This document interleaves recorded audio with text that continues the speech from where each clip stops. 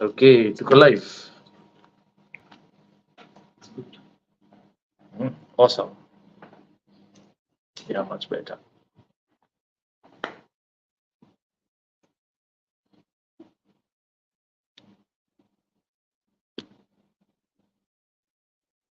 Remember this, Petro.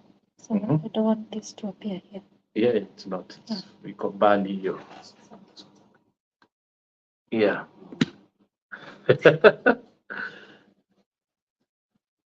Guys, this is live. This is normal. Don't freak out.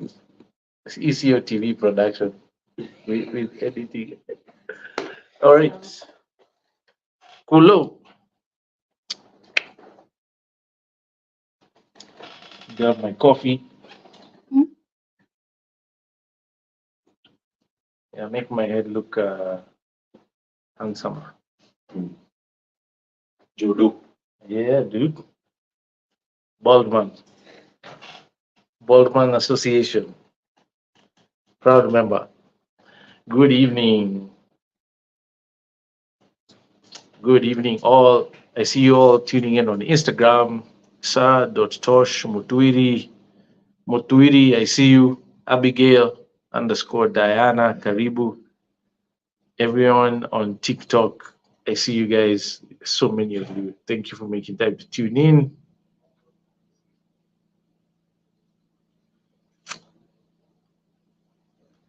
Two minutes past 8 p.m. Today is Thursday, the 14th of March, 2024. In Nairobi, Kenya. If you're watching or tuning in from somewhere outside of the country or outside of Nairobi or wherever, a suburb of Nairobi, just let us know where you're tuning in from. It blesses us to know where you're at.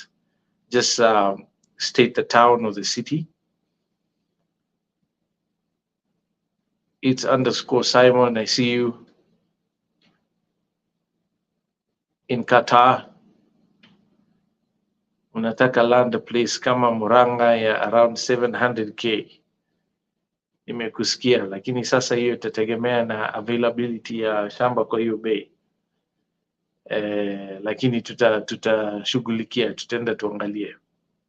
Thank you for tuning in. It's _ Simon1 from Qatar. Azo from Riyadh. Hey, thank you so much for making time to join us. Harold Ojango. Oh, maji ndio imeenda. Abdul Fatah _ Mbora. See you guys on Instagram, TikTok. Dante, Simeon, Obirio, Rose Biogo, Nats, Travel Pay. See you guys. Nkathandira from Kiambu. Awesome. Current projects ziko wapi? That's from Ruth _ Wahi. Awesome. All right. If you haven't done so yet, please send this link to someone you like, love, respect, who you believe will benefit from the conversations, question and answer session today. And like, it helps the algorithms reach more like-minded people and add them to our community. So please don't be shy to like. We appreciate that. Aurelia _ rebranded from Denver, Colorado. I see you. Thank you for making time to join. Kabare, I see you.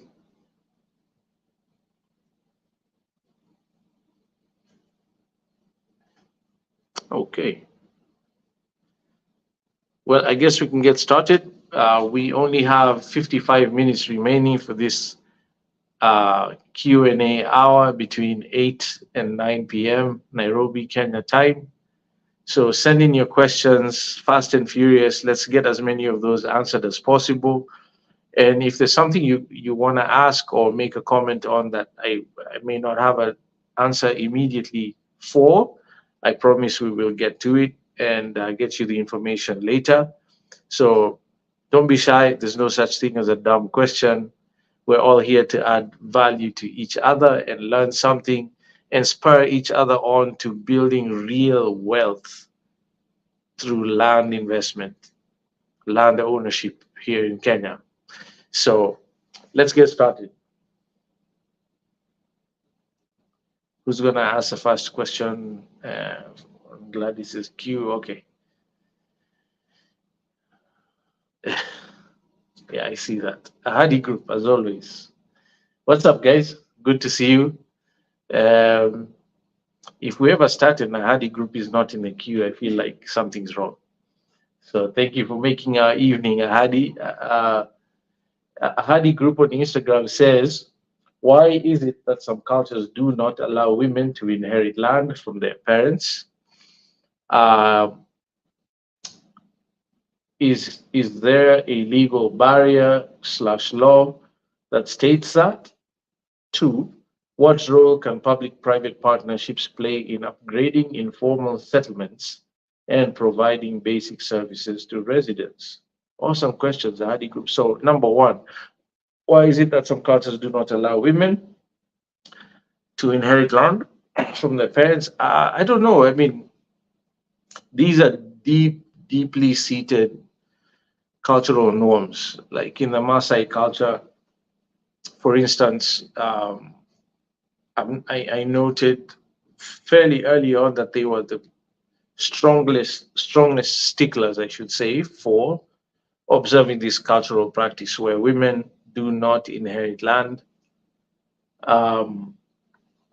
We also have that in the Luya community to a large extent, although the Luyas have relaxed quite a bit on that cultural practice. I'm sure many other tribes, sub-tribes, and communities in Kenya and Africa at large do practices to this day. I'm sure they have a reason. I know when I asked back in my village a while back, I was told the main reason is that women tend to get married off to another family. They join a different family. So in terms of maintaining a posterity for the clan, for the family unit traditionally, it didn't make sense to give the lady a piece of the ancestral land as an inheritance because more often than not, they moved away anyway. And the last thing you wanted to do was give in-laws from a far off distant place meddling rights in your ancestral compound. Okay, which sort of makes sense. You can understand why.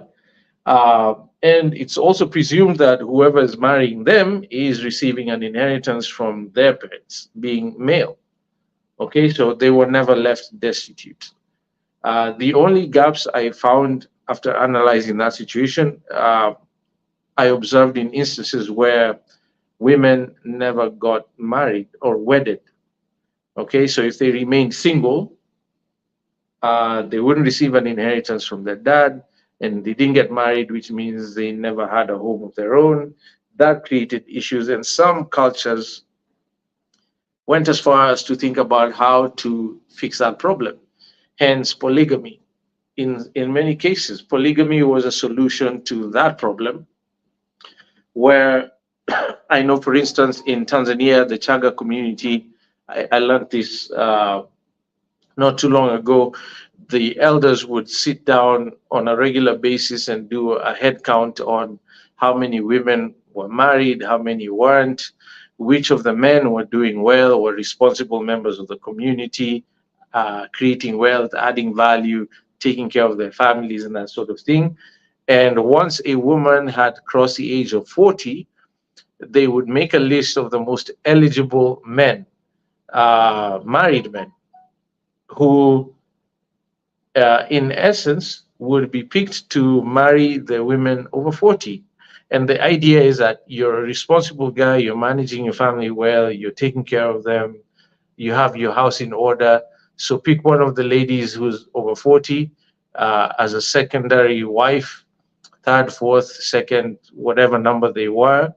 Uh, Give them children and heirs and bring them into your homestead, take care of them, give them a covering so that they're not left destitute.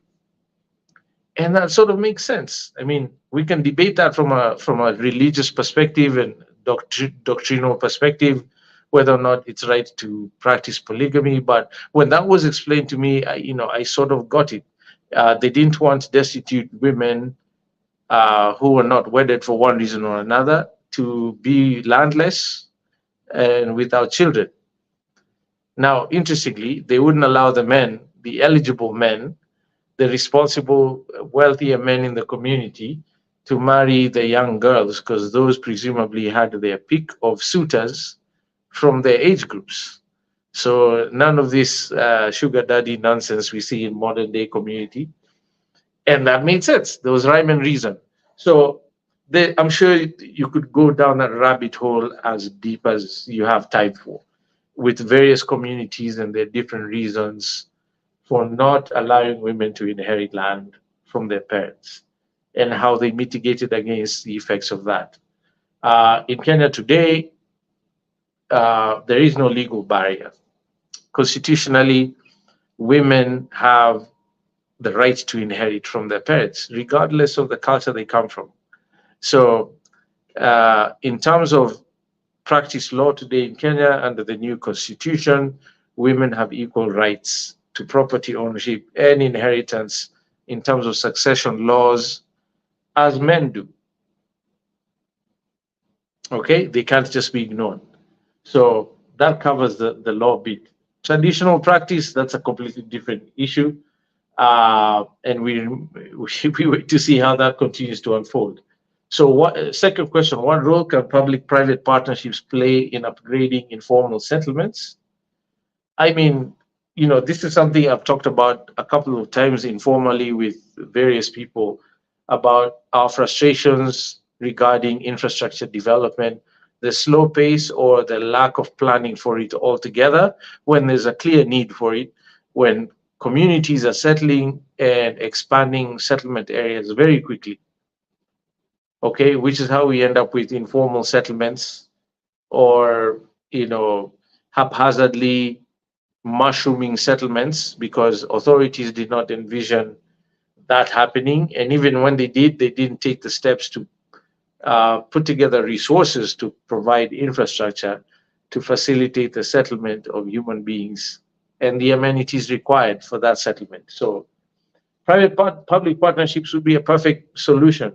Uh, this happened in, I won't name the county for now, but we actually proposed to one county where we were doing a project that they allow us to upgrade a 1.5 kilometer stretch of Maram Road from the tarmac to our site. That was in terrible, deplorable condition. In the rainy season, no one could use it. It was impassable.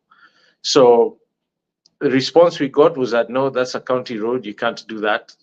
And we're like, great. So when are you doing it? And they said, we don't have the budget for it. And it's not a priority because the place is not densely populated enough for us to allocate resources. In essence, what that conversation ended up as was there's not enough voters there. So I'd rather spend the money, county resources where I can get votes. As crazy and as annoying as that sounds, I can see the arithmetics logic behind that, right? At the end of the day, it's about politics, public resource, its use, who benefits before who, so on and so forth. So their solution to us was deposit the money for the road into the county accounts and we'll do it for you, which we couldn't trust. Uh, so we never did. Perfect solution to this would be a PPP, public-private partnership. Let me do the road. as a private developer. I'll raise the funds, I'll borrow the money from the bank, whatever. I'll recoup the cost somehow from my sales, at least partially anyway. And in return, the national government, the taxman, can give me a tax rebate. So if I spend, say, whatever, 20 million shillings upgrading a road, let me get a tax rebate so that from the amount of taxes, corporate taxes that were due to them from my revenue generating activity for the year, let's say I owed them 30 million in taxes. They could say you spent 20 million shillings on a public utility improvement exercise. We're discounting that from the tax you owe us, so you only pay us 10. This would be awesome. This happens in other, you know, more developed countries with, I would say, stronger leadership, better thinking leadership, and that would guarantee that our taxes are at least benefiting us at the end of the day, because we are highly incentivized to improve the condition, the living conditions exactly where we live, our neighborhoods, right? And that tax shilling went directly into improving our livelihoods. But that is not yet possible, at least not in our context, not down to that granular level. I know that's a continually evolving situation. Let's see how that goes. But I agree with you, Hadi Group. That would be the perfect solution to this issue. And we pray it happens sooner rather than later. Yeah. Okay. Azima Properties Limited on Instagram says, hello, what is your take on the real estate bubble bursting? Are we almost there in Kenya, Africa? Azima Properties Limited, we've actually talked about this a couple of times, maybe more before. You know, the issue of real estate bubbles in the African context, and more specifically in the Kenyan context, needs to be separated from its conventional definition from a global perspective. You know, we talk about real estate bubbles in the context of Western societies where supply outstrips demand, interest rate goes too high, buyers disappear, therefore supply all of a sudden increases, and there's lower demand, so property values drop in some cases as much as 30, 40, 50%. I've witnessed entire neighborhoods in the US back in 2008 completely get wiped out. People went bankrupt and that sort of thing. I know that's the context in which people think about bubbles busting. That, in my view, would never happen in Kenya. Why? First of all, we have a tiny to non-existent credit market, which is the singular most potent driving factor to real estate bubble bursts. Right? In Kenya, most people buy either by paying cash, or they build their own homes paying cash, or they borrow from SACCOs. We have very few loans in the books, commercially speaking. Depending on the report that you read, there's between 30 and 40,000 mortgages total in Kenya, country of 54 plus million people. Terrible, terrible. I mean, South Africa, in contrast, issues around 30,000 mortgages every month commercially. Commercial banks, not SACCOs, and that's, you know, mattress money type situation. Commercial banks will underwrite on average 30,000 mortgages for real estate transactions every month in South Africa. So very quickly you can see the differences. So in a market where people are not beholden to the credit providers as much as the West, the dynamics are very different. Secondly, when you're looking at Kenyan real estate, you have to separate commercial from industrial, from residential, so on and so forth. And even within those classifications, you need to separate between high end, medium, low end, because the demand dynamics for each of those tiers or levels is completely different. Okay, so if you're talking about high-end commercial space, yes, we could talk about a bubble situation. In Westlands, in Nairobi in general, there's currently an oversupply of upmarket office spaces. We have buildings just down the road from us on Riverside Drive, beautiful, beautiful, well done buildings that are completely vacant, no one in there. Um, Certain floors will be vacant for years after the building is done. Oversupply of high end, call it class A office space, commercial space.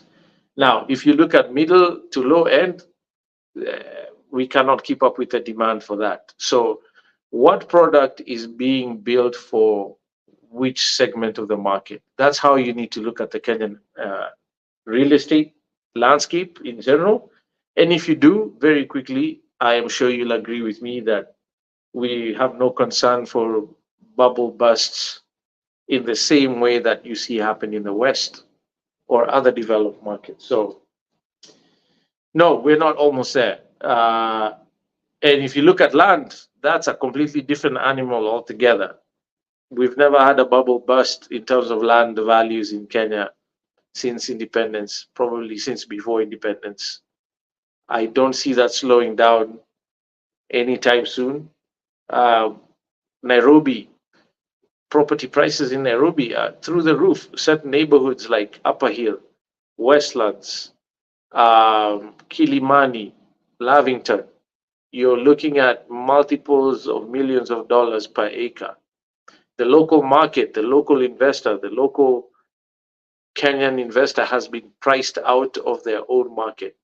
In these areas, these neighborhoods, what you're seeing is Chinese investors. I've seen an influx of Nigerian investors.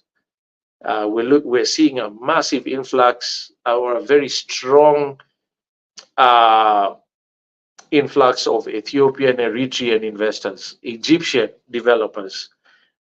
Those guys come from markets where they pay a lot more for space in urban nodes. So our prices here are a joke still to them, but they're way beyond our reach as locals. So what are you going to say about that? No bubble there. Maybe you say the bubble has burst for the Kenyan buyer because their wallets have burst and they don't still don't have enough money to buy the land. Meanwhile, the Chinese are buying entire neighborhoods to the point where we have a section of Kilimani, Ngong Road area, loosely referred to as Little China, because they own a lot. Pretty soon they might own everything. So you have to look at the Kenyan market in a granular way. And in my view, we're nowhere near such a situation.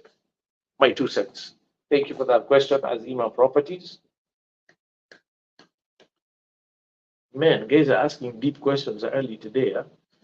Abdul Fattah on Instagram says, what is the housing levy? Well, Abdul Fattah, the housing levy is exactly that. It's a kind of tax by the national government against um, Kenyans earning a certain amount of money. Uh, I think it's 2% of your salary goes to the housing levy, which is supposed to fund the construction of affordable housing, which is a major part of the government's agenda, the affordable housing agenda.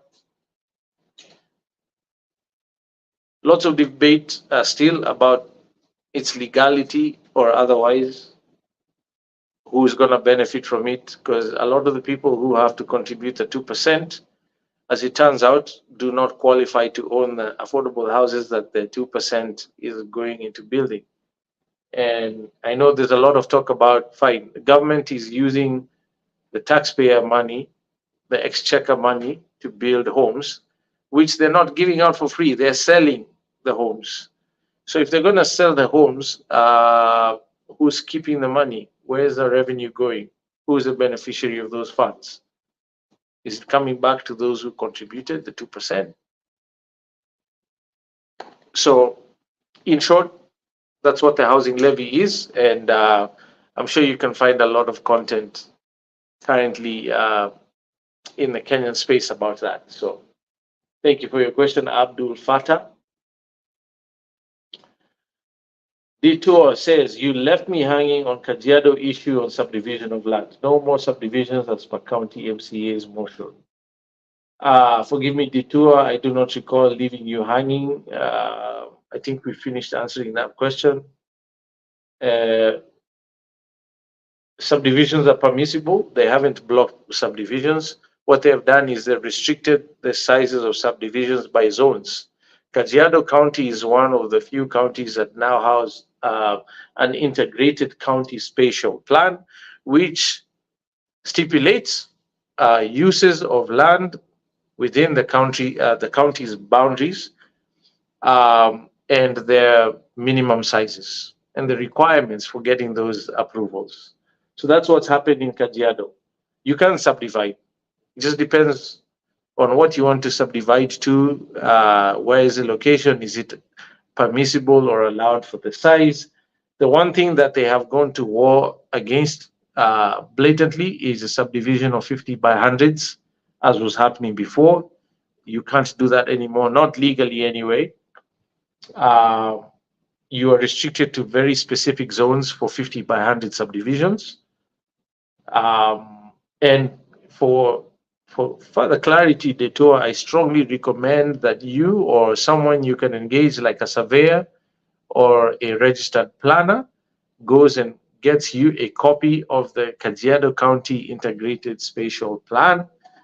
Read it, read up on it, be familiar with it, know what it says, especially because you seem to have an interest in Kajiado. Ignorance is no defense. Get busy educating yourself, and you should be okay. Again, Detour says, what's your take on buying property through auction, on ethics and risks? Is it a difficult process? Well, I think buying properties through auctions is a great way to get an amazing deal, because very often you can buy for less than the market value, at least significantly enough that it's worth a try. I don't see anything wrong with buying properties from auction ethically, unless you are in cahoots with the creditor who is the reason for the auction. It's no secret that in Kenya, anytime or a lot of times auctions are publicly advertised, buyers for these assets have already been secured, right? Whoever is in charge of auctioning, whether it's a banking entities or other creditors, people who get court orders to auction assets to recover debts and so on, very often will have called someone they know would be interested. They've already cut a deal, and they make the advertisements and go through the ceremonial aspects of the auction for formality's sake, not because that there's an actual authentic auction going on. Well-known secret in Kenya. So if you're involved in that sort of thing, completely unethical, and shame on you. Stop it. If you're going to participate in an auction the right way, nothing wrong with that, in my view, ethically. Um, and of course, you need to be able to follow through on your bid. If you have the winning bid, you need to have your bonds ready and be able to follow through. Risks, as always, do your due diligence before and after the auction, before you close on the deal. That never goes away. Just because it's being auctioned doesn't mean that everything on the back end is okay. So that risk maintains. Get yourself a licensed advocate who is familiar with this practice, and get your due diligence reports done, ideally even before the auction. Okay? Is it difficult? No. It takes some time, some digging up, and some resources. So if you have no issue accessing financial resources to do it, more power to you. And thanks for asking, Detour. Keepso1 on TikTok is asking, bro, I love your property concept, but you guys price! Exclamation mark. We need pocket friendly kiasi, please. I hear you, Keepso. Our prices are what they are because of the value that we provide. the provision of that value costs a bomb. And as with all things business, that gets passed on to the consumer. Uh, but we're always in that space of tension about how can we produce these value driven products for land investors and bring the price low. And we'll do whatever it takes, besides subdividing 50 by hundreds in the middle of a bush, in the middle of nowhere with no utilities, right? That we won't do. It's unethical and it's actually illegal 99% of the time. But we here at Kipso, we're continually looking at different ways to give you guys pocket-friendly land investment opportunities. So stay tuned. Don't give up on us. We'll figure it out. Opportunities will come by, and we'll look forward to adding you to our Grand Acres neighborhoods and communities. But thank you so much for your kind compliment. Um, yeah, Godspeed to all of us. Asante. It's underscore Simon on Instagram says, Solo, consider pia sisi wakulima wadogo. We do consider you. It's underscore Simon. We have amazing 1 acre plots in Buko 5 sold out, 1 acre plots going for only 1.19. We did have a promotion where we did a bullet payment promotion. If you want to pay cash all at once, we brought the price down to as low as I think $9.99 or even $7.99 at one point. $7.99K. Imagine that for a whole acre, massive block of land for $7.99K. So yeah, we're constantly looking for those opportunities, Simon, and I hear you 100%. Don't give up on us either. Stay tuned, and I'm sure we'll have something to offer you soon. Nuts on TikTok says, I have a piece of land on Namanga border. Do you sell on behalf of someone? Thank you for that question, Nuts. Unlike agents or brokers, we do not sell land for other people. We only sell what we own. For a number of reasons, chiefest of which would be we need to have a tight handle on the historical documentation, ownership documentation, which is impossible to do as a middleman or a broker or an agent. So for that reason and a couple of others, the brand promise we made right from the beginning in 2012 when we started, that we would only sell what we owned to provide you a strong sense of accountability, that if something went wrong, you could hold us accountable because we owned it, we produced it, we can provide you historical context. So in that respect, we wouldn't be the right partners for you. But we wish you all success, Nats, finding the right partner to help you sell your land in Namanga. Thank you for asking. Nada Realtor on TikTok says, how long does a subdivision take if you have a consent for subdivision? Nada, that generally depends on yourself, your financial muscle, the efficacy of your surveyor that you're using to do the subdivisions, and similarly, the efficacy of the registry that is in charge of producing or registering the titles to the new subdivisions. Many factors at play. Ultimately, depends on how tightly you can manage all the different stakeholders and push through. We've had these done in as little as 2 weeks after consent for subdivision, and in some cases, sadly, we've waited up to a year because some corrupt individual wanted to collect a bribe from us to release documents, which we never do. So it depends. If you're the sort of person who doesn't care about the ethical side of things, you can sort out whoever needs getting sorted out and get it done quickly. If you care about your ethics and not selling your soul for a buck, then it depends.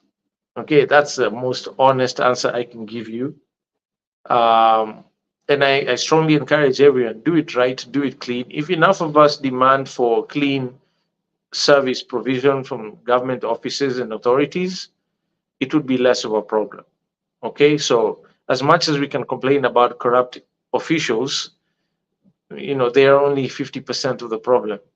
The other 50% is those of us who are willing to grease palms and sell our souls, and in essence, become a witch, because it's witchcraft. If you ask me, I'll do my best not to get into the philosophical debate about this, but enough said. I think it depends, and all success to you.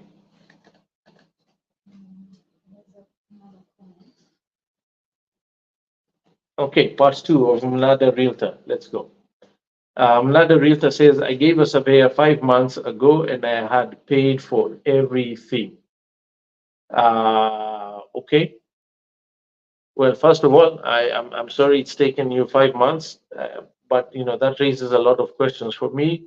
We need to have more details to understand that situation. Did you pay everything to the surveyor in advance? Never a good idea.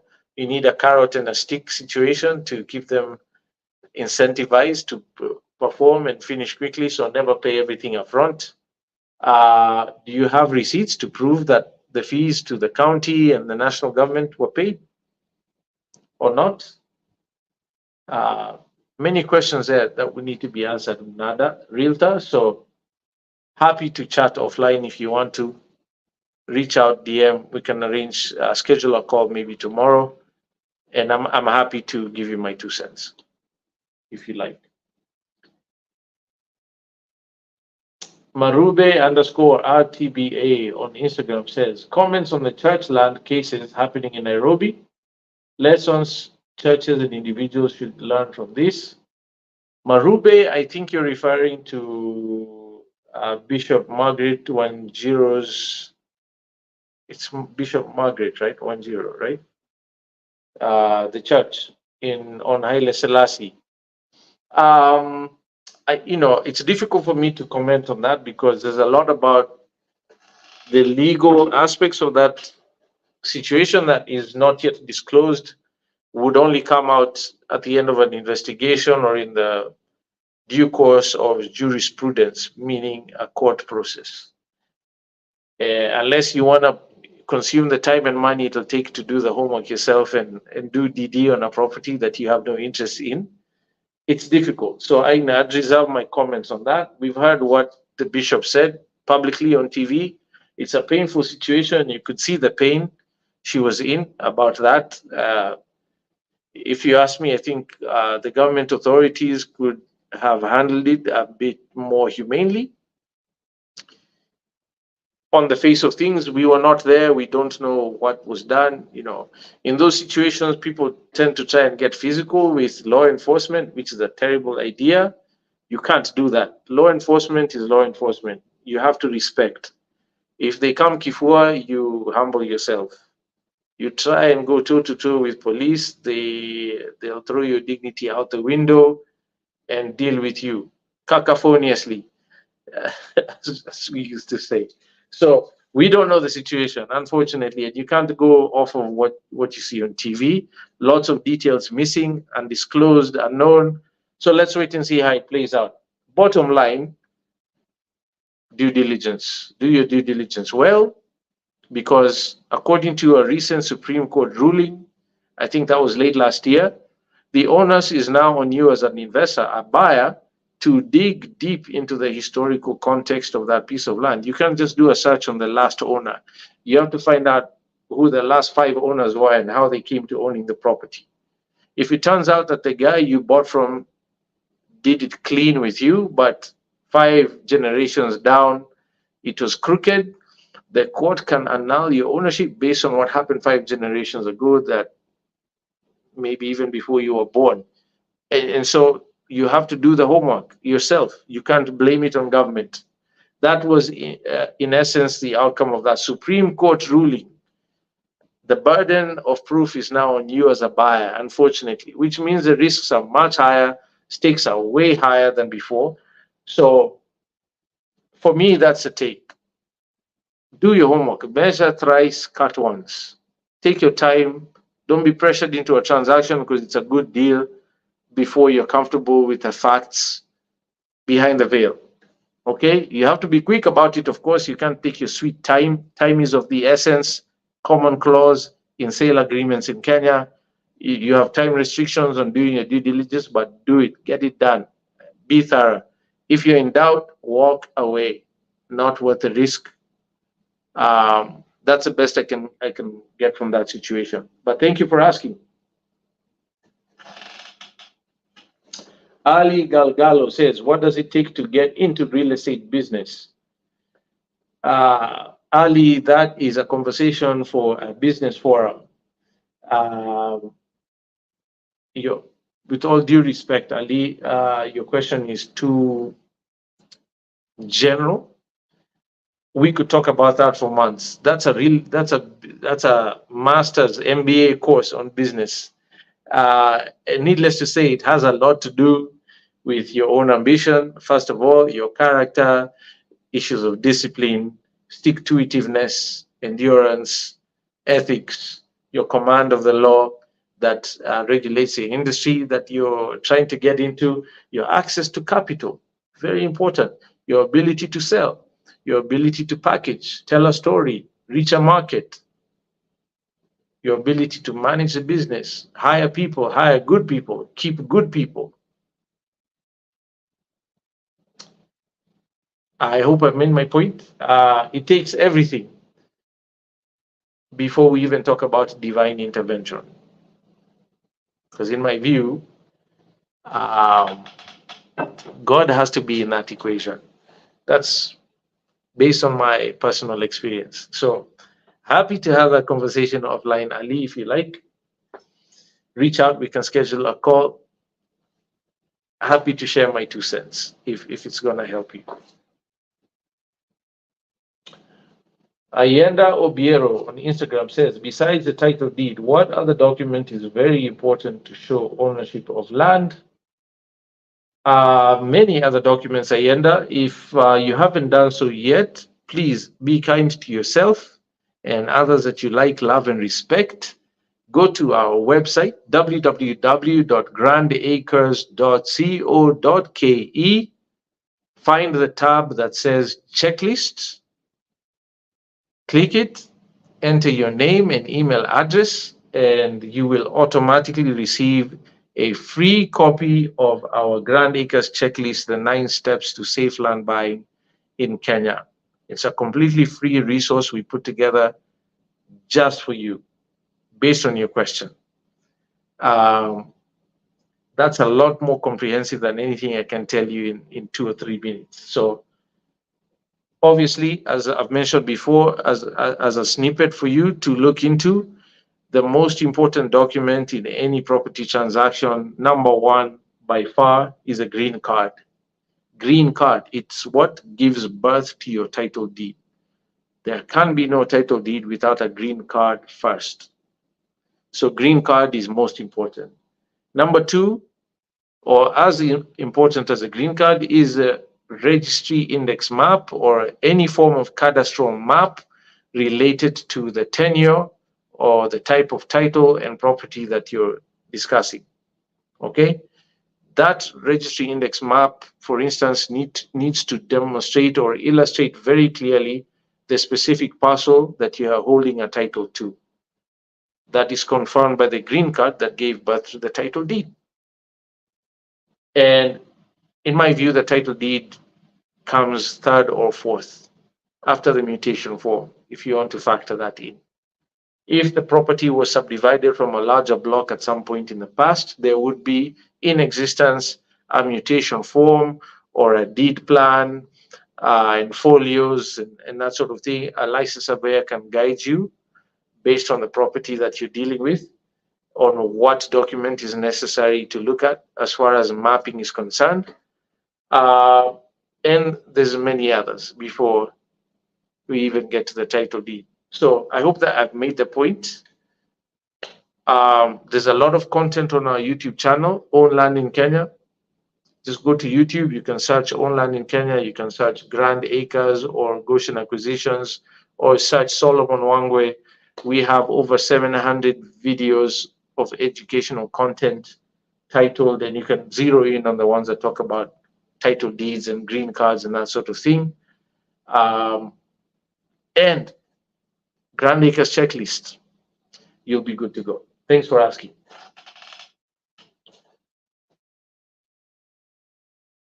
Panda2454 on Instagram says, when buying a piece of land, how long does due diligence take? Again, Panda, it depends. It depends on your lawyer's efficacy. It depends on the seller's cooperation or facilitation by providing you documents. Also depends on the registries, the government offices. There was a period of time last year, for instance, maybe for the first half of last year, when no transactions could be done at RD House, the headquarters of the Ministry of Lands. So as much as the seller had provided you everything you need to conduct your due diligence, it was impossible for lawyers to access any files at the lands registry in RD House for months, 6 months, 9 months almost. In one instance before that, it actually took a year. Files were lost and misplaced, digitization was going on, they shut down the registry, moved all the stuff to some other office, and the military took over. It depends. There's many moving parts in this situation, which is why you can't try and do it on your own, especially if it's your first time. I strongly recommend you follow step number 6 of our Grand Acres checklist to nine steps to safe land buying in Kenya, which is hire a licensed advocate of the High Court of Kenya to help you do it the right way. Okay? It's a lot easier if you work with licensed professionals. So, and also faster, I might add. So it depends. Depends on your lawyer, depends on the registry, depends on your ability to facilitate them financially, paying their fees and that sort of thing, not paying bribes, never pay a bribe, never pay a facilitation fee. Do it clean. It's absolutely unnecessary. You don't have to do that. Just insist on your dues or your rights as a citizen. Pay the government fees, have your receipts in place, hold your licensed professional to account, and you should be fine. I see Olive Nkirote. Shout out to Olive. Thanks for joining us on Instagram. Olive is, we're proud to say, one of our customers. Hey, Olive, good to see you. Thank you for making time. John Diaspora CEO on TikTok says, are you selling any leasehold plots at the moment? Yes, we are, John. In Naivasha, our Olkekun project, every single one of those title deeds is leasehold. 50 by 100s, commercial on the road front, directly opposite the Safari Center. And residential in the back with high density res for apartments in the middle and low density for single family villa in the back. As you can see, if you're watching on Facebook, YouTube, and LinkedIn. I can never remember the third one. Facebook, YouTube, or LinkedIn, because we're using StreamYard to stream live simultaneously on all 3 platforms. You should have seen that render. Get on our website, grandacres.co.ke. John, Diaspora CEO. And let us know if you want any further information on WhatsApp. We'll be happy to engage with you ASAP. And thank you for asking. I wonder where in the diaspora you might be. So let us know what city you're in, John. Bar on TikTok says, what PSA do you have for people in different departments working under sales etc? Say for people in less established companies that cause them all kinds of inconveniences. Okay, let me first ask, what does PSA stand for? Do you know? PSA as service announcement.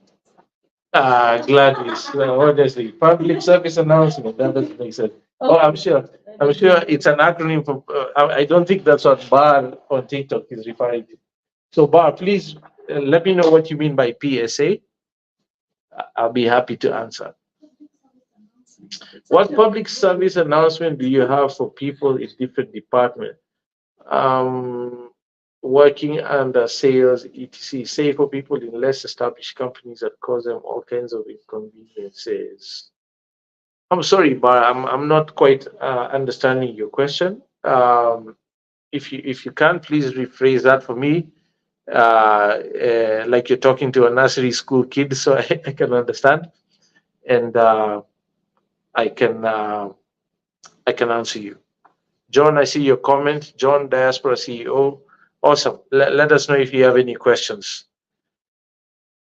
John is from Reading, Pennsylvania, PA, just north of Philly. Thanks for letting us know, John. I appreciate you making time. Hadi Group on Instagram says allegedly the news says that the UN is planning on relocating some of their branches to Kenya. Could you speak on what we should be expecting in terms of land buying and real estate in general? Yes, it's true. I've seen those reports even on international media, so fairly trustworthy. If it was coming just from the Kenyan news, doubt its veracity. But I think I read that in the New York Times actually last week, online platform. Um, First of all, if you ask me, great news, awesome news. I think they're sending something in the range of 60% of the New York UN office to Kenya. Imagine that. It's about to get bananas in Nairobi. Safe to say. If people thought that land and properties were beyond reach in Nairobi now, they haven't seen anything yet. So now is a great time to get yourself positioned, own property in the blue zones. If you don't know what the blue zones are, get busy finding out. Talk to an agent. Blue zones are the zones that are approved by the United Nations for settlement of their staff and community members in terms of safety, security, amenities, blah, blah, blah. If you have property in the blue zones, I'm jealous. I'm so jealous of you right now because it's gonna pile an enormous amount of pressure on rental rates and perhaps even land values for those who would be tasked with the responsibility of developing new amenities to service this massive community of very high earning professionals coming from New York to live and work in Kenya. I mean, I don't think anyone needs to paint a picture for you. Just take a drive down Gigiri, from Gigiri to Two Rivers, all the way down to, I mean, even Ruaka. I've seen expatriates leave apartments in Ruaka, okay, all the way back down to Westlands. Um, I leave that to your imagination. So that's what you can expect, Ahadi Group. So if you have apartments in the blue zones or homes or people who are into retail spaces and other social amenities, amazing news for Kenya. I hope it actually materializes. The news seems credible, um, but we wait to see. All in all, it'll be great. We'll create a lot of job opportunities for Kenyans here, domestic workers, obviously, other support staff, amenities, drivers, chefs, hospitality industry, so on and so forth. So that's my expectation, and I'm really looking forward to that actually beginning to happen. Mark Waiganjo on TikTok says, "Hi Solomon, how are you? I would love to hear your thoughts on previously compromised property sellers. Example, Suraya Lesedi Gakuyo Real Estate." Wow. Mark Weganjo, thank you for your question. My thoughts, I'm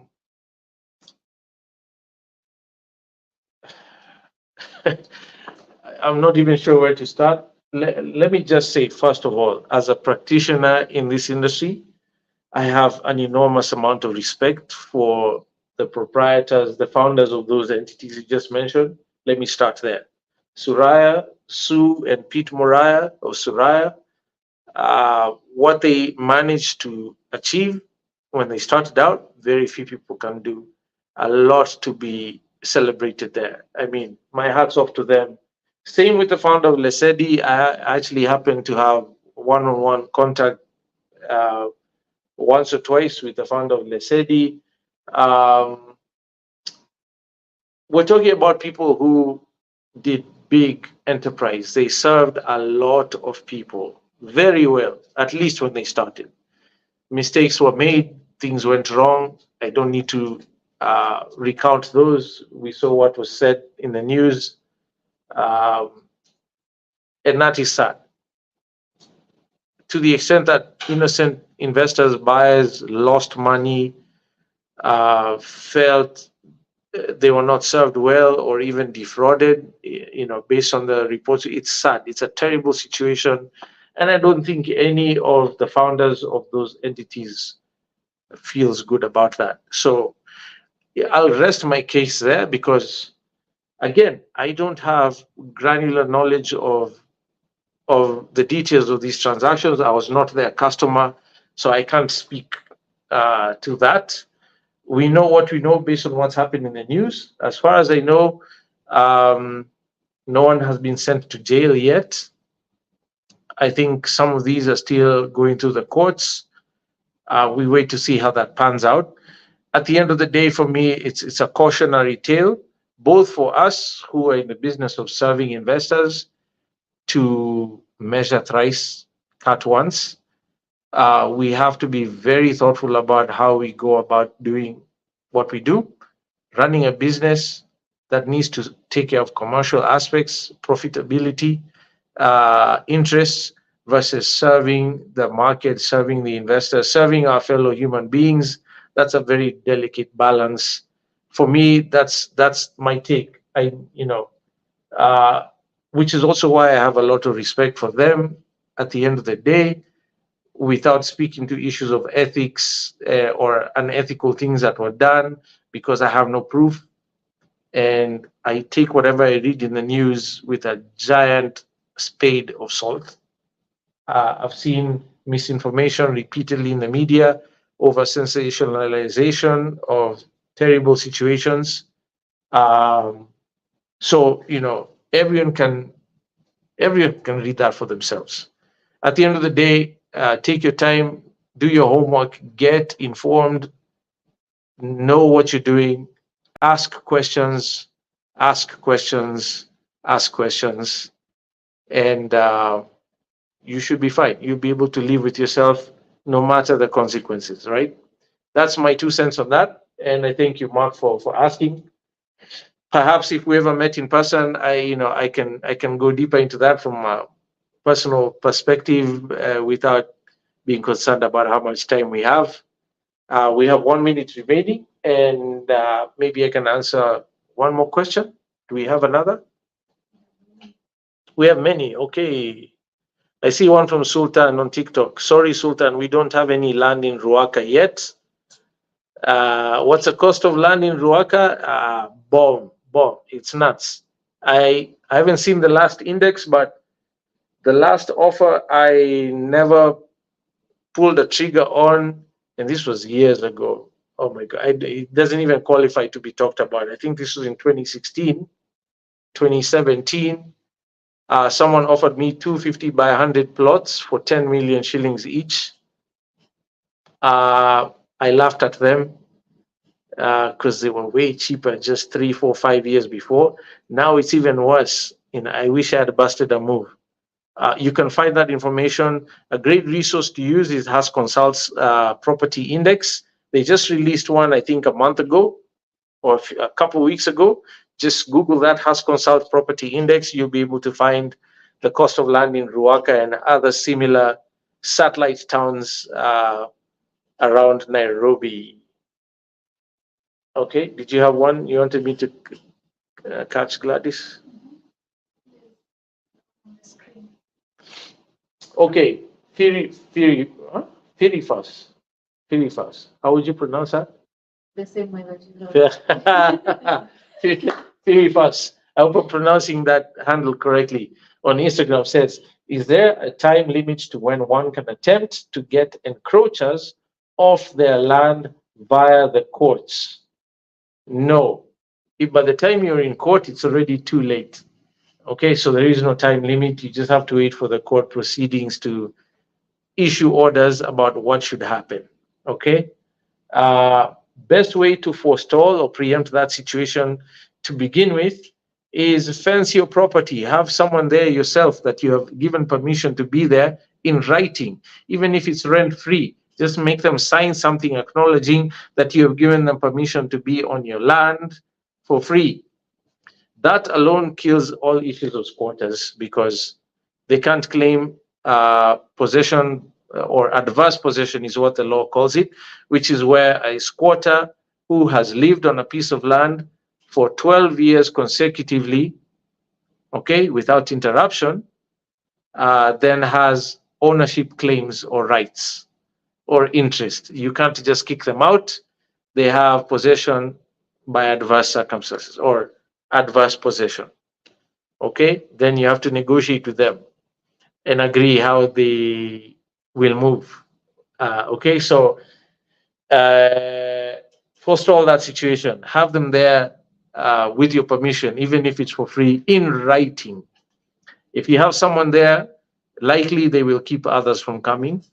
And if they do allow others to come, you can hold them accountable because they signed somewhere that you have them there to as a caretaker of your property, so on and so forth. Fence the thing, plant trees, use the space. Don't let it look like an abandoned piece of nobody's land, and you can avoid those problems. But specific to your question, once you're in court, the time limit is as long as the court takes to determine the next course of action. So if that's your situation, I'm very sorry. Stay strong, do the right thing, follow due process, and you'll have peace no matter which way it ends up at the end with uh, and you'll be fine. All right, ladies and gents, I've gone over by 3 minutes. As I always say, time is money and money buys land. So I'll end it there. Mark, I see your comment about a possible meeting. Reach out. Let's try and schedule something